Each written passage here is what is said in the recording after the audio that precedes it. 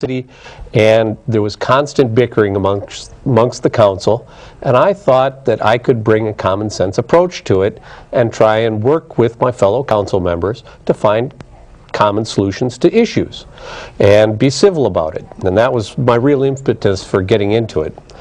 I've been an insurance agent for the last 23 years. I own a farmer's insurance agency in St. Paul.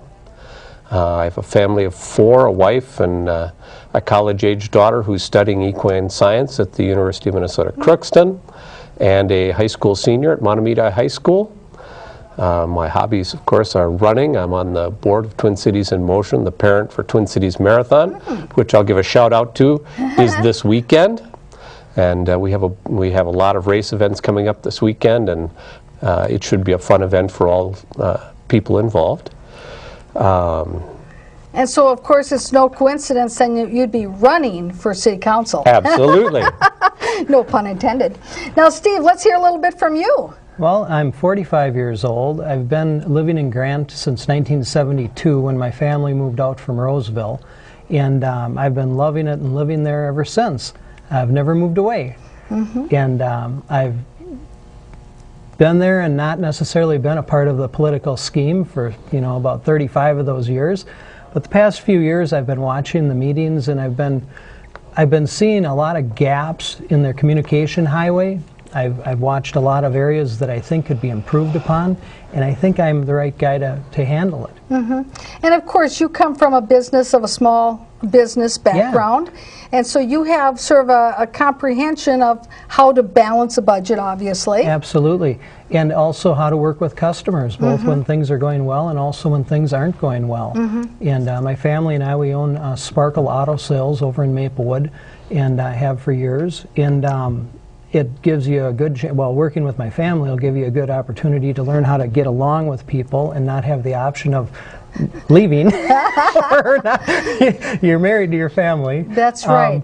Well, and I think looking at the background of both of you, that's something that really strikes me, is that your profession every single day and how you make your living is by working with members of the public. And that is probably, I think, one of the most #1 important characteristics that a good politician, I think, can have, is being able to work with members of the public and people of all different walks of life, because you need to be able to communicate. You need to understand what are their issues, where are they coming from, and how can we find solutions. Absolutely. Couldn't have described it better. Finding solutions for customers is what I do all day long, and it's not always easy. Not all people have easy problems to find solutions to, but working with the customer, working through tough issues is what it's all about, and that's what city politics is about too. Sitting down and understanding that you can talk through most things if you're willing to listen to the other party that you're involved with. And find your common ground first on an issue. And once you've figured out what your common ground is, then you'd have the few things that you disagree on, and working together to find a solution so that you can make a good contract, good policy, so that you have a solution to that issue. And I think also this idea of creating solutions isn't just in the short term fix. It's also looking at the long-term ramifications of whatever solution that you come up with. And I'm sure both of you have had the situation where somebody in your business has come to you where they have a preconceived idea as to what they think their solution is. And you, because of what you've done all along, you have sort of a different idea about maybe that there's some other options they aren't familiar with and how to talk to them about other options. Steve, why don't you talk about that a little? It's important to, in any business or on the council, you can't agree with everything, that's obvious. But what you need to do is you need to make sure that the person feels heard and that you explain completely why what they're looking for isn't a realistic expectation for the solution to the problem. More times than not, the people are happy to be heard, and they can sometimes accept the fact that they're not going to hear what they want to hear, as long as they know they were respected and that their concerns were looked at, and at least every option was looked at to solve the problem, versus just, you know, telling somebody abruptly, nope, we can't do that. That doesn't go very far. People feel really badly when they're told that.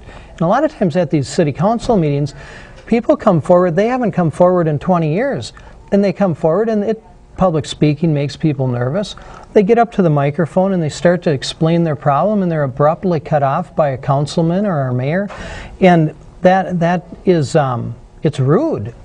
Right. It's rude, and it doesn't give them any incentive to ever step up to the microphone again. Mm-hmm. Some people, it engages their mind to think, you know what, I want to be on that city council so I can treat people better. Right. And that's what engaged me. Yes, yes. Into this. And I see that Scott is chomping at the bit here, that he's got something he wants to really add to this, because having now, of course, served on the council, you've got some ideas about that, don't you? I do. What the important things are, we've dealt with a lot of issues over the last couple of years in Grant. We've dealt with how we treat businesses, and how we treat and making sure that we have property rights in Grant. Mm-hmm. And we had some issues come up over the last couple of years where, instead of working with our citizens to find a common solution to a problem, my fellow council members would make arbitrary decisions based on preconceived notions, in many cases, in my opinion, before they worked through the process.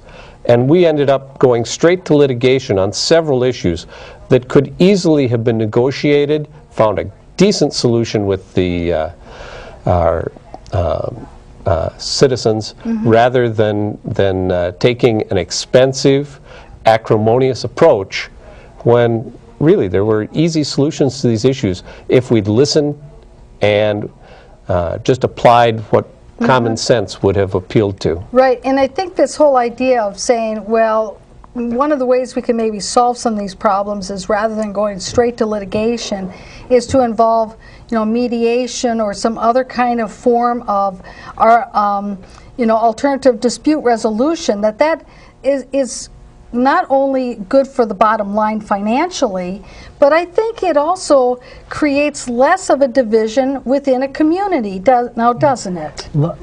Litigation is hard on a community. It's hard on a neighborhood. Mm-hmm. It's hard on next door neighbors when one decides to litigate.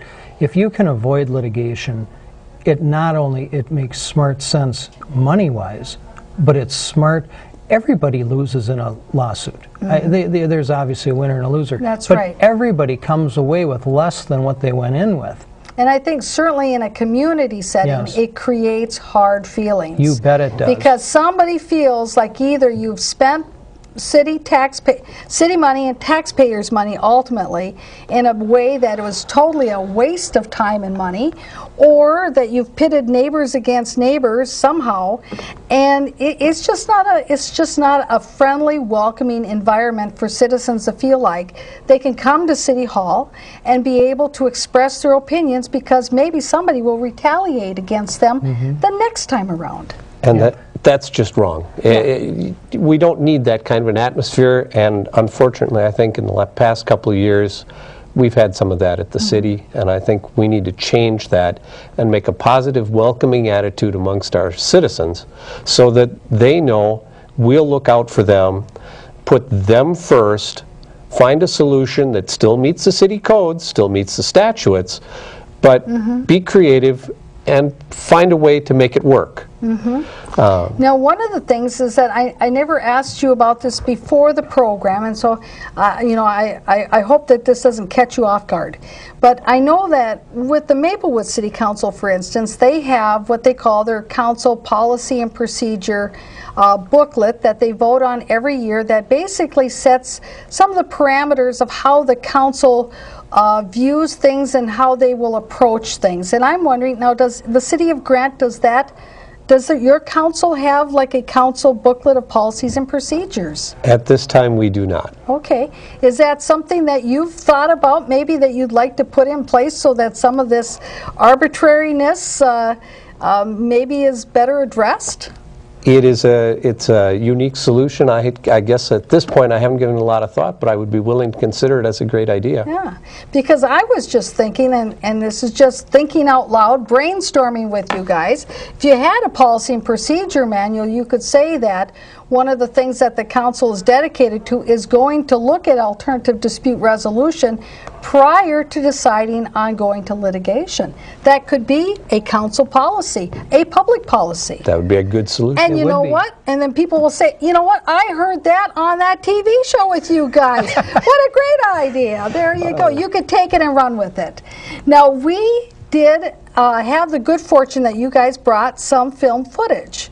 And I know that I've had the chance to watch a council meeting or two, but I bet you some of our other viewers may not have maybe seen, you know, some of the film footage. So are you game for having a little film footage? Sure. Absolutely. Okay, well that sounds good. Well, let's take a look at some of the film footage we have. Now I believe that this first clip is from the recent meeting of September 7th. So let's take a look, and they're talking about the creation of an ordinance with regard to the height of, I think, windmills, correct? Absolutely. Wind generation for I can't talk. Like for your home. Absolutely. Yeah. Individual wind units for residential use. Right, okay, and for those of you who thought that Grant was not progressive, you know what, they're looking at having wind energy right there in Grant. Excellent idea. Let's move forward and let's take a look at the film clip, and then we'll come right on back. Dented much at all. No, and that's what I'm saying. I mean, Yeah. we've got a standard escrow amount, which is $1,000, but even in the certificate of compliances that I've reviewed, we very rarely, I mean, it's a fraction of what that $1,000 is. In this particular case, I would anticipate the same thing. It's basically saying, give me a site plan so I can see where you plan on putting it, show me the diameter of the rotors, show me how it's going to be constructed, show me that it's by a certified engineer that's put this together, and then we should be good to go if it matches The our normal criteria. precautions that your standard person would take when Exactly. spending this type of money anyway. Right. Okay. I would go out to the site, do a site visit, make sure we don't have any neighbor issues, those types of, all the standard things that I would do for any other certificate of compliance, but it certainly wouldn't be, it's not like $1,000 flat fee or anything. I mean, it would be substantially less than that would be my, you know. Now, one of the things, and I'd like to hear more, you know, for you guys to kind of flesh this out a little bit, but when I was watching this, there were a couple things that I found interesting, and when they were talking about bringing forward this ordinance, is that talking one about how much regulation there should be for people who want to have this, depending, you know, how tall the pole might be for it. Also talking about how expensive it might be for the type of permitting. And, you know, let's flesh that out a little bit, because there are some public policy issues there with regard to how much regulation and how much do you charge to encourage people to do something that just makes good sense. All right. I'll take this. We'll go with the sitting council person first. I'll take over wind energy to start with. One thing that you should know in this process is after all the votes were said and done, they limited the tower height to 35 feet, which effectively, the tree height in Grant is about 55, 60 feet. Ah, oh, well, there we go. Now we've all got a visual of that. Okay, excellent. So effectively, we banned wind energy in the city of Grant with a 35-foot tower height. Having a good process, I mean, and we developed a great process to start so that it was inexpensive to administrate. The rules weren't overly strict, but my fellow council members decided that we should have no more than a 35-foot tower height, and with that, if you're below the level of the trees, what's the point in having a wind energy unit that will never work or generate any wind? Right, and why would you spend $1,000 on the paperwork and the approvals to get it when you've really minimized the amount of effect it could have? Absolutely. It'll never generate a lick of electricity if it's below the tree line, and that's they touched on rotor size, they touched on the fact that it needed to be a residential unit, all of these wonderful things, but when all was said and done, a 35-foot tower height